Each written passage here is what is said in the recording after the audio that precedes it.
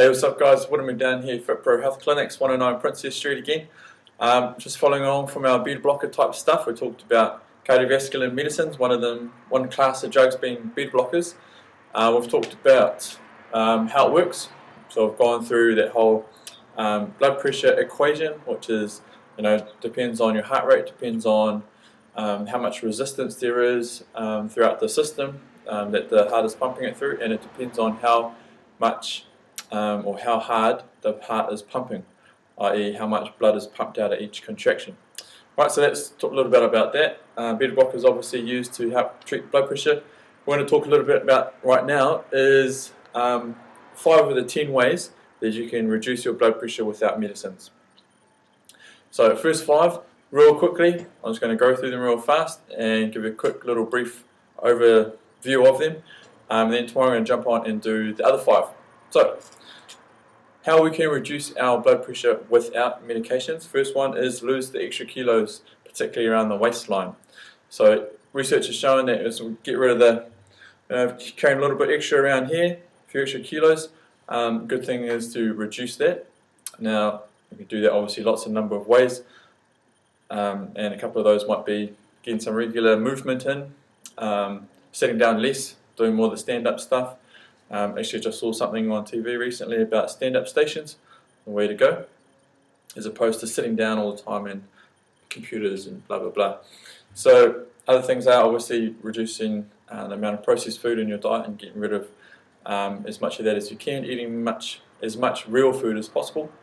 And that was actually the second one. So the second way to reduce your blood pressure without medicines is to exercise regularly. Now the key here is actually consistency. So it's not about, oh, I want to go hard out on the weekends and do 2-3 hours worth of exercise just on Saturday and Sunday.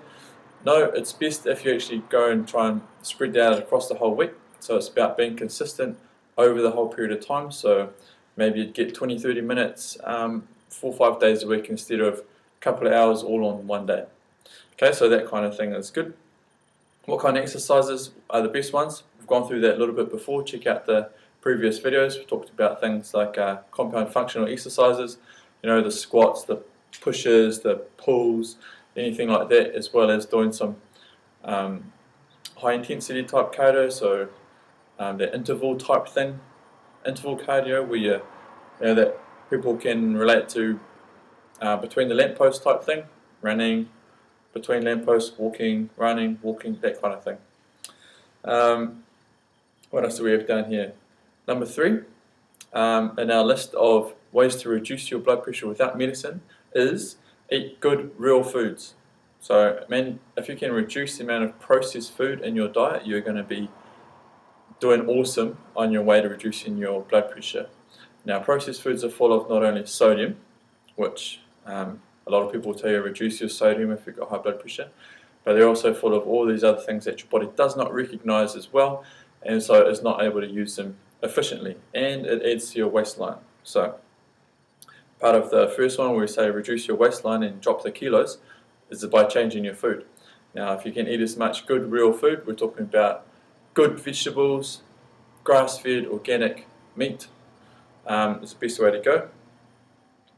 Now a lot of things you'll probably see on the internet and in lots of Heart Foundation type materials and a lot of other printed materials is that we should, what do they say, increase our whole grains, have low fat stuff, and fruit, and a lot of things like that. Now grains, not the best if you want to reduce your waistline.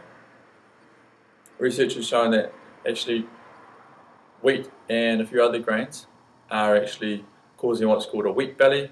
Probably heard about that. Actually you might have just seen that on recently on TV as well. Now Sunday they just had a doco about that.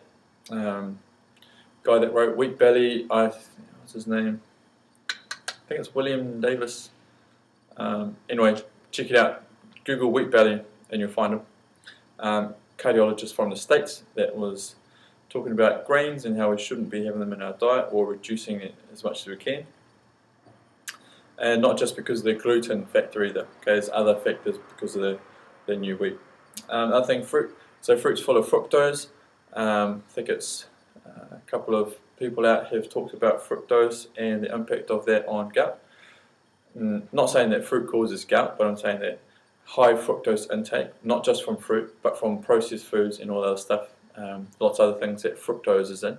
It's a sugar, and it's actually part of a lot of processed foods, and it's disguised as, well, not disguised, but it's on the label as what they call HFCS, particularly in the States. That's high fructose corn syrup.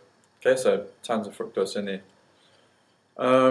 Another thing that a lot of people say is low fat. Now, unfortunately, low fat is full of sugar, because if they take all the fat out, it tastes like crap, so they have to put sugar in so it tastes nice. So the whole low fat thing, not the one. Best things to do for the diet stuff, if you want to reduce your blood pressure, eat good saturated fats.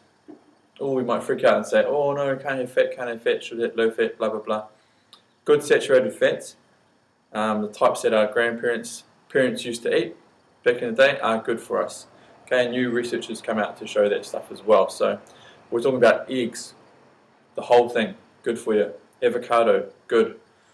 Good organic grass-fed meat, good. Okay, so those kind of, and the fat off that meat, good. As long as it's organic and grass-fed, the fat on that meat's good. Okay, so good saturated fats is what you want to be eating, and of course real food. So as much as you can, you want to eat real food. So I'm talking about stuff that isn't in a packet or a container. Basically, missing out that whole aisles section. If you go shopping at a supermarket, just miss that whole aisles bit. Okay, you'll be cutting out quite a lot of processed food. Number 4 in our list of ways to reduce your blood pressure without medicines is to reduce your salt intake. Now I'm talking about table salt. I'm talking about that iodized table salt in your cooking. Use less and less of that. Basically, it's processed, gone through process to refine the salt. It's cut out lots of the minerals and good stuff that you probably need. If you're going to have salt, the best one is go for stuff like rock salt. Okay, still got some good minerals and stuff in there that's actually good for you. Another thing, obviously, salt is in all the processed foods as well. So processed foods are full of salt. That's how they preserve them, right? Also, salt is in stuff like all the fizzy drinks, full of salt. You should check out the labels actually sometimes and have a look for sodium on the back. Might be sodium, might be under Na. It's what do you call it? Short name, whatever, chemical name. Check out the label sometimes and have a look how much sodium is actually in all our foods. Now, sodium not only used as a preservative to help keep the food lasting longer, but also it's basically what it does is increase or causes dehydration, right? Now, if you were a drink company and you wanted to sell lots of drinks, you want people to be thirsty, so you pack your drinks full of sodium so that you actually get people thirstier, i.e. they buy more drink, right? And that's probably what's happened in a lot of fizzy drinks. Drink companies put tons of sodium in them, and because it's going to taste a lot like salt, you need to put tons of sugar in it to disguise the salty taste. So you end up with heaps of sugar, heaps of sodium, and basically helps to dehydrate you so that you're even thirstier. Crazy, eh? Processed foods are the same. They've got full of salt. Eat real food. And number 5 on our list of how you can reduce your blood pressure without taking medicines is reduce your alcohol intake. Okay, so research has shown that alcohol can increase your blood pressure, so cut it back. So those are the 5 things for today. We're going to go through quickly tomorrow what the other 5 are and ways that you can reduce your blood pressure without taking medicines. So that's us for the day. If good on any questions, any comments, hit us up. Jump on the Facebook, we're facebook.com/FitProClinics, or check out our website, www.fitproclinics.com. Sweet, see you later.